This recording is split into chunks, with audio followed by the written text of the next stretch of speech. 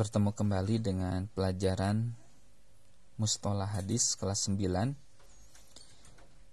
Kita menggunakan buku Mabadi Awaliyah fi Ilmil Mustolah. Kita masih membahas tentang Al-Faslul Awwalu Ahliyatu Rawi, tentang kelayakan seorang rawi untuk meriwayatkan hadis. Kemarin sudah kita bahas tentang ahliyatut tahammul dan ahliyatul ada, kelayakan seorang rawi untuk menerima hadis dan menyampaikannya. Tahammul menerima, ada menyampaikan.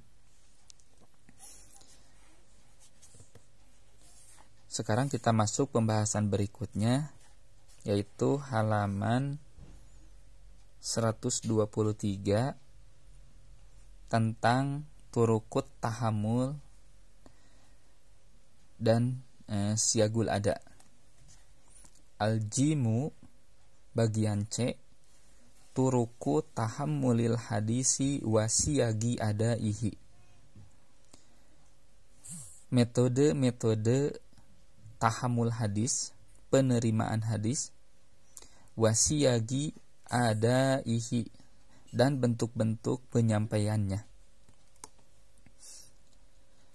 Al-awalu, yang pertama, as-sima'u, sima', wahuwa, yaitu an yaqra'a syaikhu al-hadisa min hibzihi au kitabihi wal khuduru yasma'una labzahu.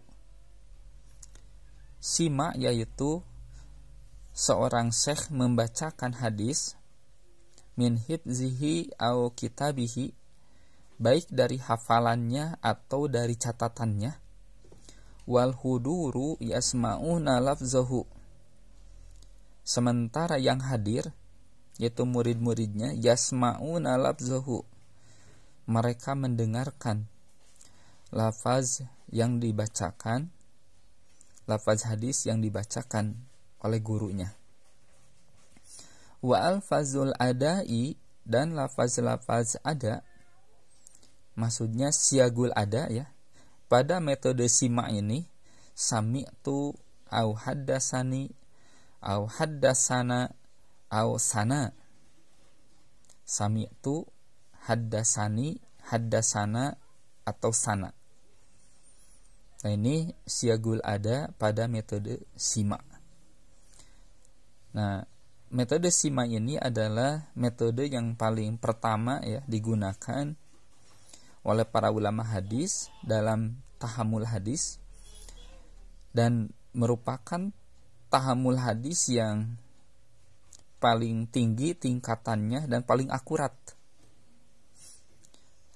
Maksudnya nanti akan bisa kita bedakan salah satunya ketika periwayatan rawi mudallis, ketika dia menyamarkan sanad ya, mengaku menerima dari gurunya padahal tidak.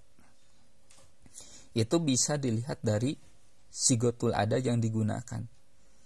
Ketika sigoh muhtamalah, an, kola ya, dia itu mudallis, tidak diterima hadisnya. Tapi ketika dia menggunakan sigoh sorihah ya, sami'tu, haddasana, nah ini menunjukkan bahwa dia tidak tadlis dalam periwayatannya. Ketika dia seorang rawi yang siqoh, maka hadisnya sahih ya, bisa diterima. Ketika sigotul adanya sami'tu atau haddasani, haddasana ya, bukan an atau kola. Itu salah satu contohnya. Kemudian kita lanjutkan asani yang kedua. Asani yang kedua, al-qira'atu ala syaikhi, qira'ah ala syekh, membaca kepada syekh ya. Wa yusammiha aksarul muhaddisina ardon, dan kebanyakan para ulama hadis menyebutnya arad ya. Jadi qiraah ala sahih ini disebut juga arad. Artinya arad itu penyodoran. Kalau bahasa Sunda istilahnya sorogan ya. Wasuratuha, dan bentuknya an yaqra'at thalibu, seorang murid membacakan, wasaykhu yasma'u, sedangkan gurunya dia mendengarkan. Jadi seorang murid membacakan di hadapan gurunya. Sawaun, sama saja, qara'at thalibu, seorang murid membacanya, au qara'a ghairuhu, atau yang membacanya itu yang lainnya, temannya misalnya, wa huwa yasma'u, dan dia mendengarkan. Jadi apakah yang membacanya itu dia sendiri di hadapan gurunya itu, atau temannya, sementara dia ikut mendengarkan. Wasawa'un kanatil qira'atu, dan sama saja dia itu membacanya min hifzihi, dari hafalannya, au min kitabihi, atau dari catatannya, dari kitabnya. Yang jelas dia membaca di hadapan gurunya. Wa alfazul adai, dan lafaz ada ya dalam metode arad atau qiraah ala sahih ini, qara'tu ala fulanin, aku membaca di hadapan si fulan, au quri'a alaihi wa ana asma'u, atau dibacakan kepadanya dan aku mendengarkan. Jadi ini untuk membedakan apakah dia yang membacanya atau temannya dan dia yang ikut mendengarkan. Atau ada juga yang kedua, haddatsana qira'atan alaihi, atau akhbarona.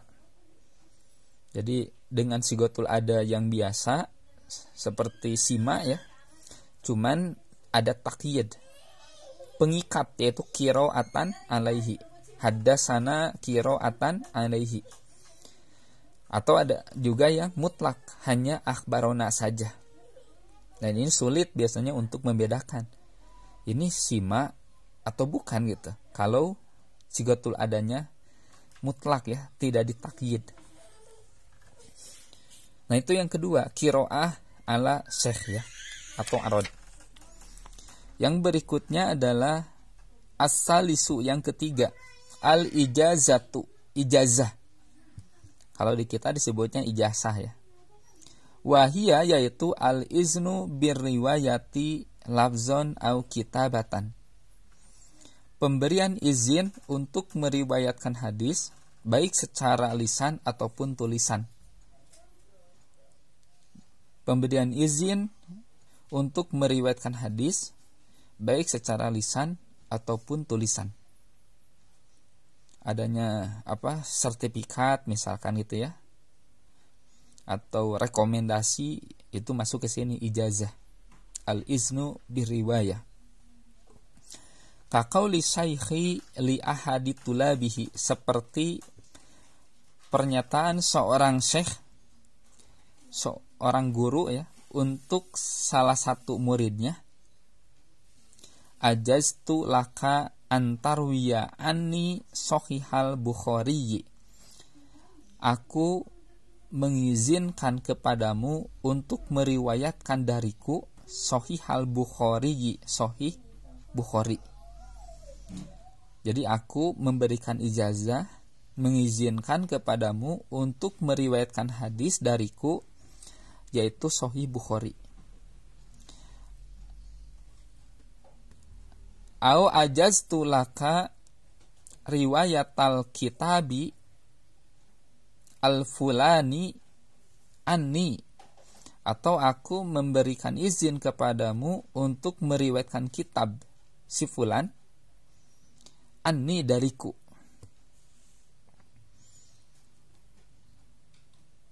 Itu pengertian ijazah. Wa al-fazul adai, sigotul ada, metode ijazah ini yang pertama, ajaza li fulanun, telah mengizinkan kepadaku si fulan.